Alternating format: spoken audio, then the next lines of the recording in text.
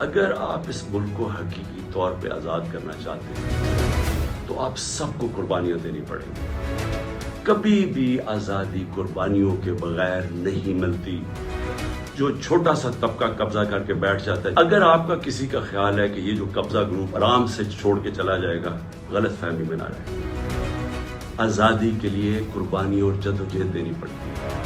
آپ سب کو میں آج کہہ رہا ہوں کہ میں تو تیار ہوں، میں اس کو جہاد سمجھتا ہوں، میں پولیٹکس نہیں سمجھتا۔ آپ نے خوفزدہ ہو کے اپنی آزادی کی تحریک سے پیچھے نہیں ہٹنا، کیونکہ ایسا موقع شاید آئے نا، جو اس وقت قوم کھڑی ہوگی اور جو شعور آ گیا قوم میں، جو ہمارے نوجوان آج کھڑے ہو گئے ہیں، آپ نے اب اس سے پیچھے نہیں ہٹنا۔